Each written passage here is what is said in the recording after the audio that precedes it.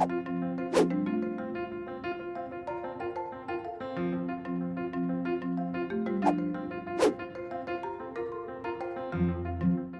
we're joined by our guest today, John Chisgar. John, thanks for being with us today. How you doing, man?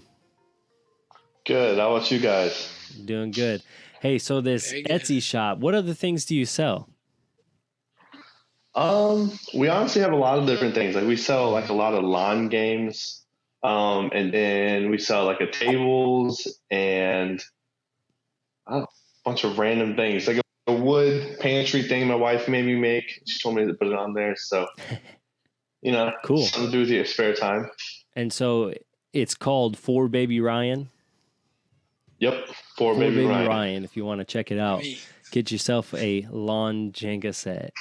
And yes, fun with the family, right?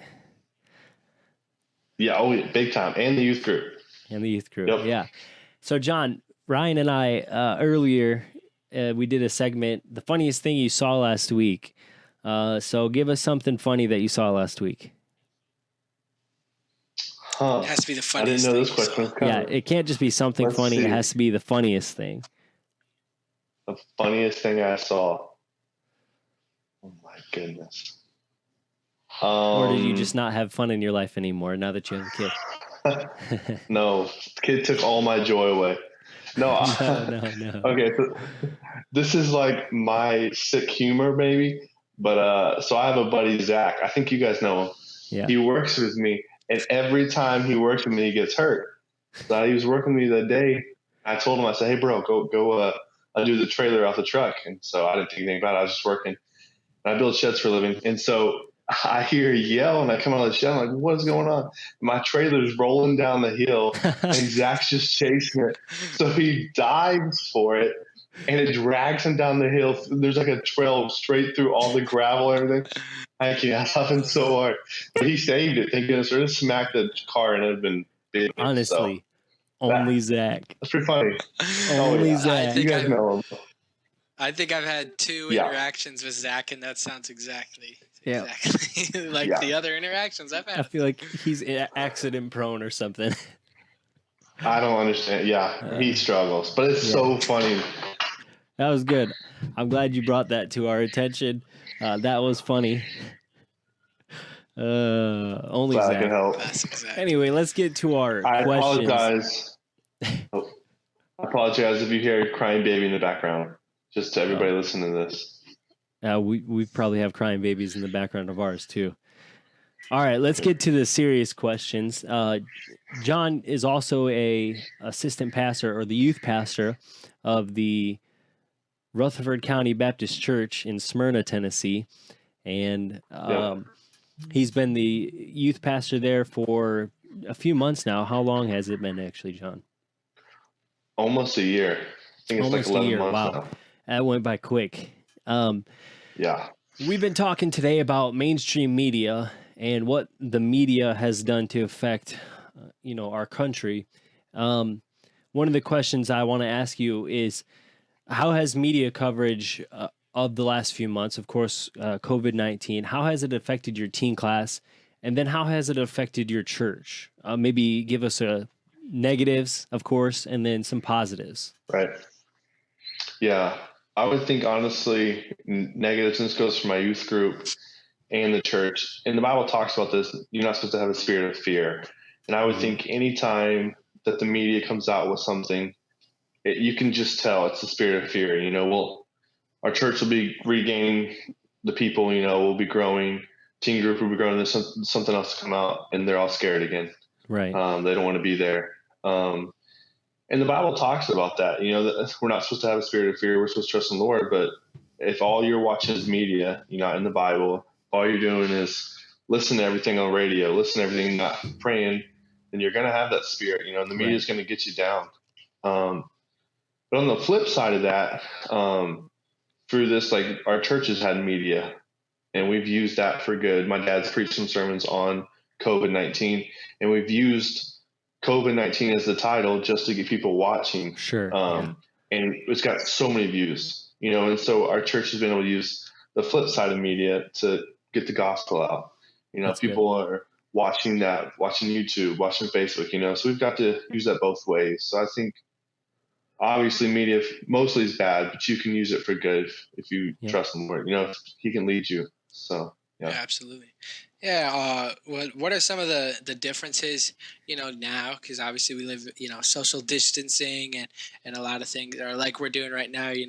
We're all in different places, but communicating. But what are some of the differences, trying to lead a youth group and be a leader in a church now as opposed to what they would have been before? Right. Yeah. So definitely is I have to plan stuff better. I feel like before COVID, we're going to come to my house. We know we can do this, but now it's got to be, okay, parents, I've cleaned houses. We're going to do these games that are separated.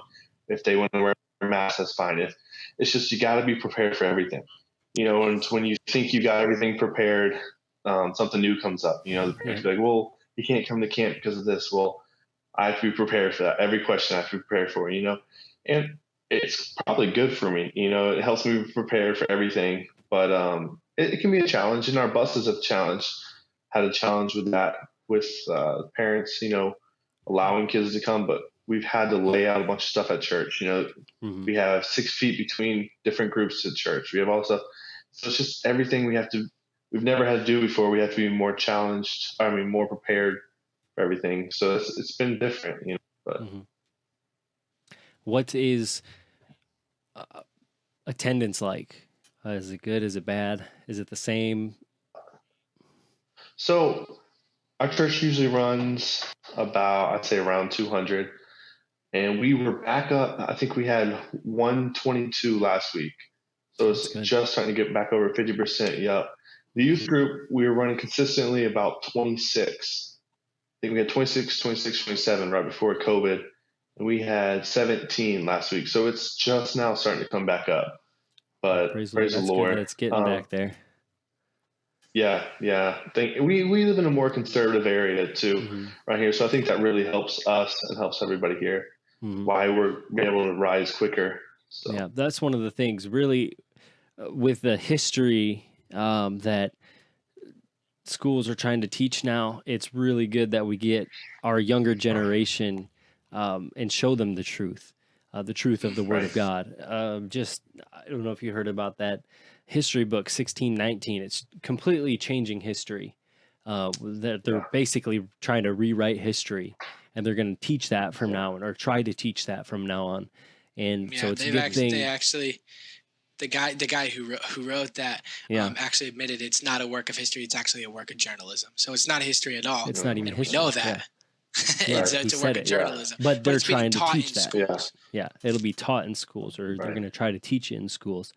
And so I think it's more important now than ever that, especially people of our generation, we get out and we speak the truth. And Ryan, I was talking to you. For too long, we've been the silent majority. We've kind of sat back and watched things happen. And that time is over. We need to speak out. The other side can speak out. Why can't we? Right. And so I think it's awesome that you're working with the teens, and the teens are growing. And like you had COVID, you had your 2016s consistently. Now after COVID, spiritually, how are the teens doing, or what things are you doing differently to get them back to having that desire to serve the Lord? Right. But before I answer that, going back to what you were just saying about like us using our voice, I feel like our generation's like maybe not the first generation, but a big generation with social media and everything. And I feel like we can use that. Like my dad, he's been a pastor for 22 years now or something. He has no idea what Facebook is. He has no idea what Instagram is. So as our generation speaks out, we can use those different media things. We can use YouTube. We can do podcasts. I think that's something cool that our generation can do. But as far as the teens go, when I took over the teens, we had a lot of bus kids, and so their spiritual lives or whatever wasn't very high. But I feel like COVID made them more serious. And so right after COVID, well, still in COVID, but we just got back from camp. So camp, I've really tried, was good for them. And I really try to keep that fire. They've been just more serious. We're having what do you call it? A program where you get this many points, you can go to, I think we're going to Holiday World. And I've had teens that I never would have guessed have been praying 5 minutes a day, reading the Bible 5 minutes a day, and listening to a spiritual song 5 minutes a day. And I never would have been able to get them to do that. And they're serious, they're talking about things. And it's cool as a youth pastor, because I didn't do anything. Like, you guys know me, I'm nothing special, but God's using this stuff in their lives, that they want to know about it, So I think, it's kind of exciting as a youth pastor in this messed up world, Yep. Praise the Lord.